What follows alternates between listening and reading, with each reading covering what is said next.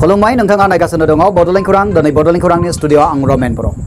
बाक्सा सिमला ओनसोलनि गासैबो बारग' एनडिएफबिफोरा डिआर नाब्लाजों लोगोसे गासैबो बारग' एनडिएफबिफोरखौ हगारनांगौनि खौरांगिरि मेल खुंदों।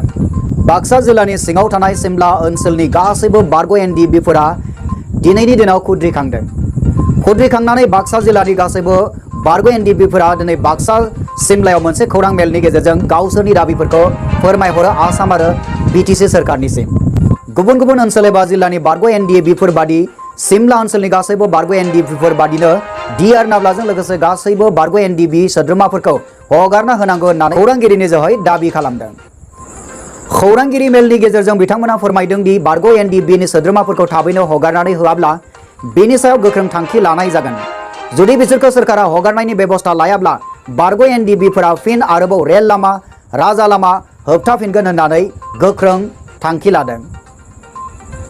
दिनै खेबसे नङा खेबनै नङा गोबां खेब खुद्रिबोनायनि आन्दोआव मोनसे गोनांथार गुमुर हाबख'ना थानायखौ जों नुनो मोनो आरो दिनै आसाम नाङैनो गासैबो बारग' एनडिएफबिफोरा बिग्रायखांनो गोनां जानायनि जाहोना जाबाय बिटिआर रेकर्ड जाखांनायनि उनावबो एनडिएफबिनि फाउन्डार प्रेसिडेन्ट डिआर नाब्लाखौ हाउस एरेस्ट खालामनानै दोनदों। डिआर नाब्लाल' नङा जि बिदायखौबो हाउस एरेस्ट खालामनानै दोनदों होननानै बारग' एनडिएफबिफोरा दाबि दैखांदों। रन्जन दैमारि सारा दिनै सेन्ट्रेल जेलाव दंमोन। सेन्ट्रेल जेलाव थानाय समाव गावनि केडारफोर दङ। गावनि केडारफोरजों थानाय समाव आलो गोजोनै मोनजादोंमोन। दिनै हाउस एरेस्ट जाबाय। हाउस एरेस्ट जानाय लोगो लोगो जोङो दिनै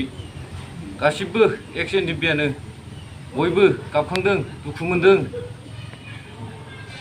बिटिआर रेकर्ड जाखांनायनि उनावबो दिनै हाउस एरेस्ट खालामबावदों। बिदाय सारखौबो बानायदों, रन्जन दैमारि सारखौबो बानायदों। बेयाव जोंनिफ्राय बहुद दुखुनांथाव खोथा। रन्जन दैमारिनि अनगा बिथांमोना बिसि फिसायजों न'आव दङब्लाबो गोजोननाय मोनाखै। जाहोना बेनो डिआर नाब्लाखौ दाबो उदां खालामनानै होआखै। बेनिखायनो बारग' एनडिएफबिआ रन्जन दैमारिखौ थाबैनो सोरखारा एंगारना होनो नांसिगौ होननानै दाबि खालामदों। मा जोंल' न'खराव बिसि फिसाजों बिमा बिफाजों गोजोनै थानानै जों सुखुवा। बिथांमोनखौबो जों जेरै जादों, जों जेरै मावनानै जादों, जेरै बिमा बिफा बिसि फिसाजों जों जेरै गोजोनै जादों, बिथांमोनखौबो गभर्नमेन्टआ फ्रि नागारना होनांगौ। बिटिआर गोरोबथानि उनाव बारग' एनडिएफबिफोरा मोननो गोनां रिहेबिलिटेसननि रांखौ बारग' एनडिएफबिफोरनो खावसेया मोनदों आरो खावसेया मोनाखै होननानै अजद दैखांदों। बेखायनो आसाम सोरखार आरो बिटिसि सोरखारनिसिम बेखौ होनो थाखाय खावलायहरदों। बेनि अनगायैबो बारग' एनडिएफबिफोरनो पारामिलिटारियाव सोसननांगौनि दाबि खालामदों। बिथांमोना फोरमायथिदों बिथांमोना गावसोरल' न'आव न'नि सोद्रोमाफोरजों गोजोनै थानो लाजि मोनो।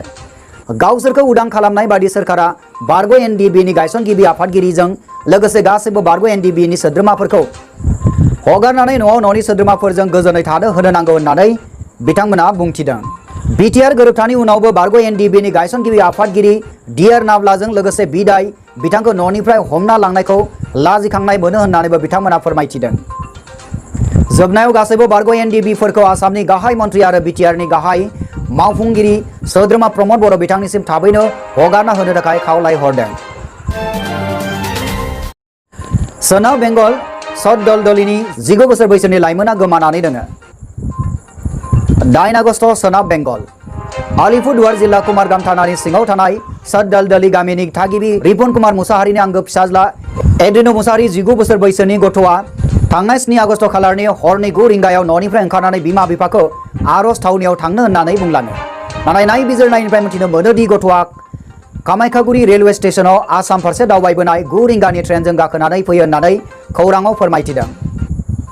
मख'नो गोनांदि गथ'आ गोबाव समनिफ्रायनो खर'नि बेराम जेरै डिप्रेसन, स्ट्रेस मेन्टेलिटि डिसअर्डार जों नारसिन जानानै दङ। आसाम फारसे रावना होबोनाय ट्रेनखौ कान्चनजंगा एक्सप्रेस होननानै फोरमायथिदों नखरनि बिगोमाया। सोरबाफोर बे गथ'खौ थामहिनबा एड्रिन' मुसाहारि 19 बोसोर बैसोनि गथ'खौ नुयोब्ला गाहायाव होनाय जानबुं नम्बराव गोख्रैनो सुलु हरनो थाखाय नखरगिरिया खावलायहरदों। आं रिपन कुमार मचारी वेस्ट बेंगल खवारडांगानि बासिन्दा। गतकाल 8 बाजियावहाय आंनि फिसाज्ला एड्रिन' मचारी 19 बोसोर हठात करे न'निफ्राय ओंखारना थांदों। जों न'आव गैयामोन। दा परबर्ती समायाव बियो 9:30 बा 10टा हरावहाय कामाख्यागुरि रेलगेटसिम थांदों होननानै खोनायो। सासे सानैनि नजराव परिदों। दा बिनिफ्राय बे हठात करे मिसिं जानानै थांदों। दा दिनैसिम बे ट्रेसलेस अबस्थायावहाय दङ। दा बिथांमोननियाव बयनोबो खावलायनाय जाबाय बिथांमोना सोरबाफोर आंनि फिसाज्लानि कुनु मोनसे जुदि परिचय बा लोगो मोनलायोब्ला बा बेबायदिनो सिनायोब्ला बिथांमोना बे होनाय नाम्बारावहाय कन्टेक्ट खालामनानै सहजुगिता खालामनानै बैनोबो आं गुरै खावलायहरनाय जासै धन्यबाद मबाइल नाम्बार 9932250782 9932250782 आरो मोनसे नाम्बार दंबाव 9933427232 9933427232 जानबुं नम्बरफोरा जाबाय 993225078 एबा 6294832315 एबा 9957176874 एबा 9706562902 गोमानाय सुबुंनि मुङा जाबाय एड्रिनो मुसाहारि बिफा रिपन कुमार मुसाहारि बैसोआ 19 बोसोर आरो गामिया सत दलदली लासो कुवारदांगा थाना कुमारग्राम जिल्ला आलिपुरदुवार स्टेटआ जाबाय सोनाब बेंगल गसाइगावनिफ्राय फुंखा बरगयारिनि रिपर्ट बड'लेण्ड खौरां बेसेन होनाङै ग्रासरुट लेभेल फुटबल कोचिं केम्प खुंदों मिसिं अट'नमास काउन्सिलनि सिङाव थानाय गगामुख स्पर्ट्स एकाडेमिया थांनाय 8 अगस्ट खालारनि खालाराव मिमां नोलोबारि मधुपुर गेलेग्रा फोथाराव बेसेन नाङै 2 दाननि थाखाय जोलुर गेलेनाय फोरोंनाय हाबाफारिया जागायजेनो मिसिं साहित्य गीता परिषदा 36टा समष्टियाव माने फुटबल कोचिं बा एथलेटिक कोचिं बा भलिबल कोचिं बा अन्यान्य स्पर्ट्सनि थाखाय मोनसे कोचिंनि बेबस्था दङ दा बे बेबस्था हिसाबै जोङो 16 नं नलबारि मिसिं साहित्य गीता परिषदनि जा समष्टि बे समष्टियाव जोङो फुटबलनि एबार 2020 आरो 21 मायथाइनि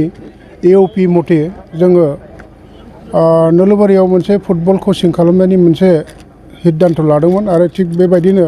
जोङो गगामुख स्पर्ट्स एकाडेमिनि थ्रुजों मास मोननैनि थाखाय जोङो फुटबल कोचिं होनो नागिरदों आरो बे खामानिया दिनैनिफ्राय स्टार्ट जाजेनबाय जोलुर गेलेनाय फोरोंथायगिरि मुस्रि गेरेमसा दैमारिया बे 2 दाननि बेसेन होनाङै जोलुर फोरोंथाय बादायाव फोरोंथाय होदों होनना मिथिनो मोननाय जादों गगामुख स्पर्ट्स एकाडेमियाव जेब्ला बे एस्टाब्लिश जादों 2014 जादोंमोन होमबा 2015 जइन खालामदों गगामुख स्पर्ट्स एकाडेमियाव ना जोंना सारा जाबाय गेरेमसा दैमारि ना गासिबो प्रेक्टिसफोरा सिस्टेमेटिकआनो सोलिबाय थायो ना रेगुलारानो जायो खिन्थु बिराद मोजां जायो प्रेक्टिसा बेसेबांसो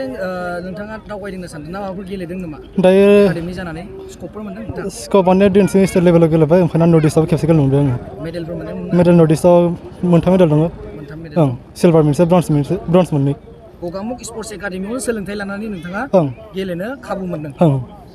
लकडाउननि थाखाय गोबां गथ'फोरा ओरैनो सम हगारनायखौ नोजोर होनानै गथ'फोरखौ मुखुब थाहोनाय लोगोसे मोजां सावस्रि दाफुंनाय थांखियै बे हाबाफारिनि लानाय गुबै थांखि होननानै फोरमायदों खुंगिरि फारसेनिफ्राय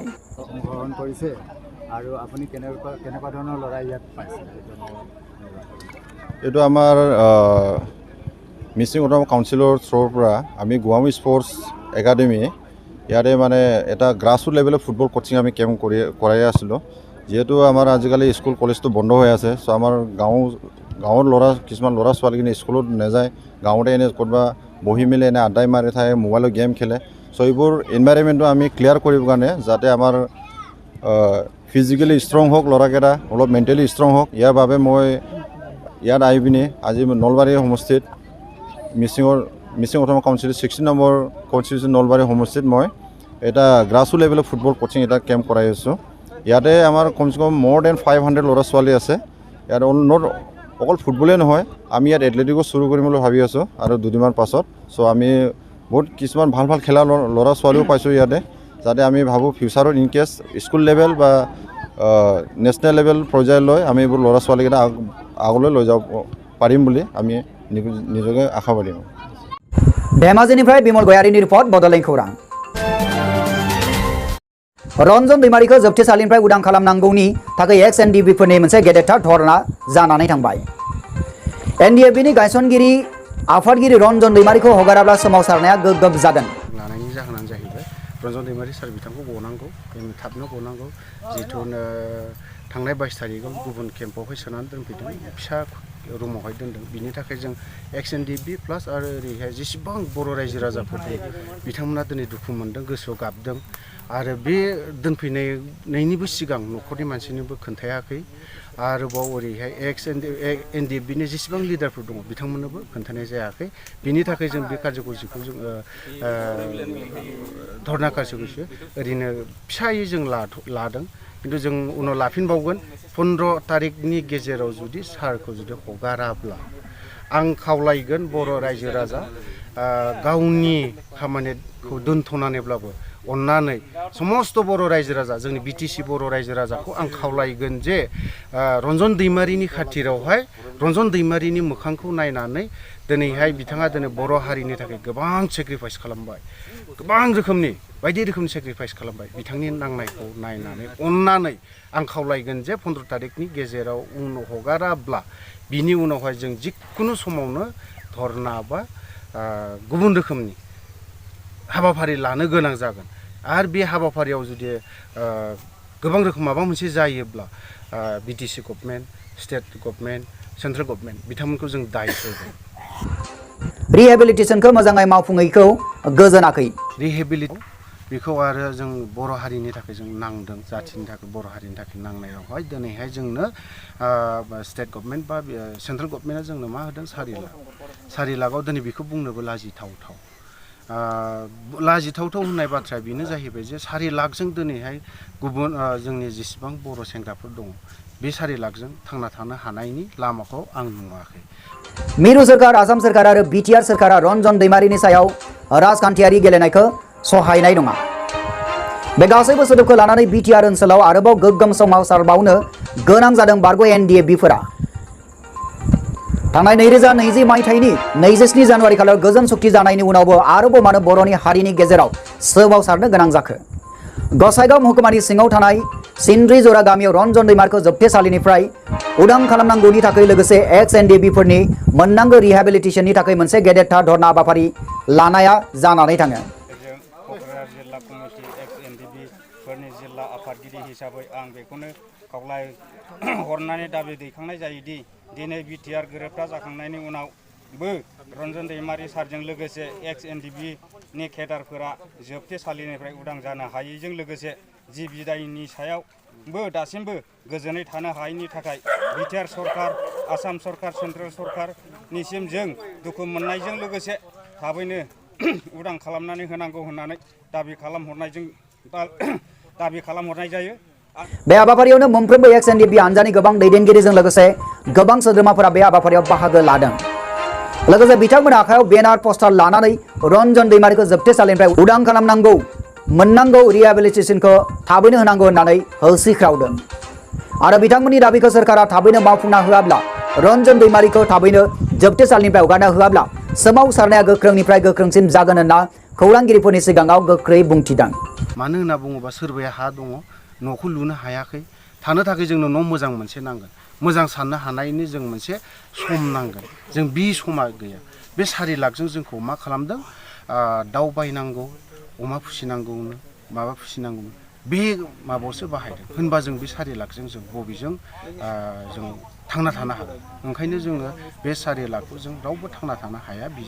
आरो बेजों लोगोसे रिहेबिलिटेशना फ्रायानो गोबाङानो NDB-नि केडारफोरा रावबो मोनाखै बेखौ मोनाखै स्टाइपिनाखौ रेगुलार नङा आरो बेखौबो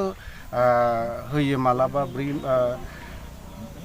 6-5 बिदि माननि गेजेरावसो खनसे होयो खिन्थु बिनि सिगां रेगुलार होयोब्ला बेखौ आं खावलायगोन मोजां होनांगौ